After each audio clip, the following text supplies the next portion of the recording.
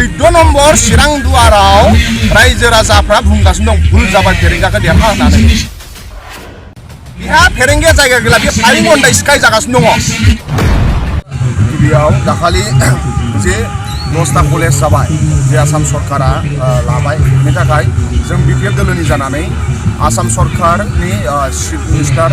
मानगोनां हिमन्त बिश्व शर्मा सोलोंथाइ मन्त्रि डक्टर रनज पेगु बिथांमोनखौ बिपिएफ दोलोनि जानानै साबायखर बावबाय दा सम सम मानाव गेदेर हाग्रामा महिलारि सारा जि समाव सरकार सालायनानै दंमोन बिटिसिआव बे समावबो 10टा प्रभिन्सियेलाइज कलेजाव साइन्स स्ट्रिम सोदेरनाय जादों बेनि उनाव बिटिसिनि बायरायाव बर' डिपार्टमेन्ट 10टा कलेजाव बेबायदि लानाय जादों दा ओंखायनो आसाम सरकारा सम सम पलिसि लाबोदों बेबायदि 10टा बिटिसिनि बायरानि बर' डिपार्टमेन्टखौ प्रभिन्सियेलाइज खालामनाय 10टा प्रभिन्सियेलाइज कलेजाव साइन्स स्ट्रिम सोदेरनाय दा आरो 10टा कलेजखौ जाय लाबाय आसाम सरकारा जों बिपिएफ दोलोनिफ्राय बिथांमोनखौ जों साबायखर बावहरबाय नाथाय दुखुनांथाव बाथ्राया बेसो बिटिसिनि जाय चिफ जानानै दङ प्रमद बर' इउपिपिएल सरकारा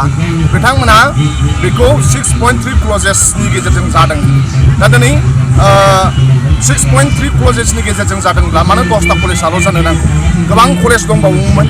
जे कलेजाव जोंनि फोरोंगिरि बिथांमोना गोबां कन्ट्रिबिउसन होबाय गोबां जोंहा हाई स्कुल भेन्सार दङ सिनियर सेकेन्डारि भेन्सार दङ एलपि स्कुल भेन्सार दङ बा हाई स्कुल एमइ स्कुल भेन्सार दङ दा ओंखायनो दिनै फ्राय गोबां कलेजफोरा थालांबाय मानो थाखाय थालांखो 6.3 क्लजेसनि गेजेरजों जादोंबा उइदाउट कन्डिसन जानो नांगौमोन दिनै महामाया डिग्री कलेजाव बिथांमोना गोबां फरायसा दं नाथाय फटबल जरानि महामाया डिग्री कलेजा दिनै थालांबाय दिनै मा होनो बाक्सा डिग्री कलेज होननानै बागानपारानि डिग्री कलेजा दिनै थालांदों आरो बेबायदिनो रौता कलेजा थालांदों जारागुरिनि गबिन्द बसुमतारी मा होनो कलेजा थालांबाय गसाइगाव बिएड कलेजा थालांबाय क'क्राझार एमएड कलेजा थालांबाय बिदिनो बिजनीनि बिएड कलेजा थालांबाय बिदिनो टंलानि बिएड कलेजा थालांबाय दा ओंखायनो जोङो दुखु मोनदों इउपिपिएल सरकार सालायनाय मानाव गेदेर प्रमद बर'नाव बिथांनाव अननाय गैयै अन्थाइ बिखा जि समाव जोंनि फोरोंगुरु महामाया डिग्री कलेज बा जोंहा बागानपारानि कलेज आरो गोबां सिनियर सेकेन्डारि बिथांमोननि गोबाव सम 15 बोसोर 20 बोसोर मास्टार मावबाय बे ओनसोलनि फोरोंगिरि जाबाय गोबां फरायसाफोरखौ गियानि खालामबाय बिथांमोना 6.3 क्लजेसनि गेजेरजों जागोन सानदोंमोन नाथाय मा होनो दाखालि बावै बिथांमोना थालांबाय बे थालांनाय समाव गोबां जाय कलेजफोरा थालांबाय फोरोंगुरु बिथांमोना दुखुनि सानमोन बिथांमोना आसा खालामदोंमोन नाथाय निराशा जादों बे समाव इउपिपिएलफोरा बमा गावदों अफिस बे समाव इउपिपिएलनि दैदेनगिरिफोरा मा होनो बिथांमोना मिस्ट्रि जादों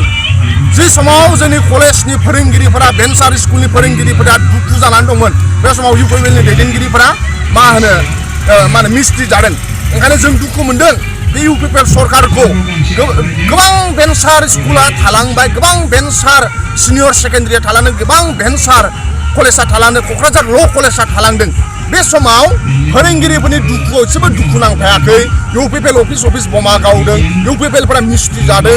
मा होनो जुलापि जादों दा फोरोंगिरिफोरा बिथांमोनखौ रागा जोंनानै दं ओंखायनो जों बुंदों बिपिएफ दोलोनिफ्राय दिनै जुदि हाग्रामा महिलारि सारा चिफ जानानै थानायमोनब्ला बेबादि इनजास्टिस जायामोन दा हाग्रामा महिलारि सारा सबखौबो सिन्था दं ओंखायनो दिनै जाय कलेजनि फोरोंगिरिफोरा आरो 10टा कलेज जि जादों बेयावबो गोबां प्रफेसारफोरा बिथांमोना थालांदों ओंखायनो जोङो बे चेनेलनि गेजेरजों बुंनो सानदों दिनै जि कलेजा लाजाबाय 10टा कलेज माखासे प्रफेसारफोरा थालांबाय एसिस्टेन्ट प्रफेसारफोरा थालांबाय बिथांमोना गोसो बायनो नाङा जाय कलेजा दिनै थालांबाय इउपिपिएल सरकारनि लोरबांनि थाखाय प्रमद बर'आ दिसपुराव थानानै जेला सावरायो अकल गावनि सिटनि सियारनि खोथाखौल' बि सानो फोरोंगिरिफोरनि खोथाखौ लानानै बिथाङा साना ओंखायनो बै फोरोंगिरिफोरखौ बे चेनेलनि गेजेरजों जों खावलायहरो जों बिपिएफआ नोंथांमोननि दुखु समाव जों अराय सम दुखु जाफादों आरो जोंना बिपिएफ सरकार फैनायनि उनाव हाग्रामा महिलारि सार चिफ जानायनि उनाव जोंनि मेन प्रायरिटियानो जागोन फोरोंगिरिफोरखौ समाजाव सन्मान होनाय आरो फोरोंगिरिनि जेंनाफोरखौ फोजोबनाय भेन्सार स्कुल भेन्सार कलेज भेन्सार सिनियर सेकेन्डारिफोरनि जेंनाखौ फोजोबनायानो जोंनि बिपिएफनि मेन प्रायरिटि ओंखायनो नोंथांमोना दिनै दुखु मोननानै दं नोंथांमोना इउपिपिएलखौ रागा जोंनानै दं नोंथांमोना प्रमद बर'खौ रागा जोंनानै दं रागा जों बेयो उनाव खामानि होगोन जि समाव नोंथांमोनाबो दिनै डेम'क्रेसियाव दिनै UPPL नोंथांमोननि दुखुखौ बुजियाखै दिनै UPPL प्रमद बर'आ फोरोंगुरुफोरनि दुखुखौ बुजियाखै बिथांमोना मिस्ट्रि जादों बिथांमोना रसगल्ला जादों बै फोरोंगिरिफोरा दुखु मोननानै दं बे दुखुखौ नोंथांमोना फिसिनानै दोन फैबाय थानाय समाव खामानि होगोन हाग्रामा महिलारि सारा अराय सम नोंथांमोनजों दङ BPF सरकारा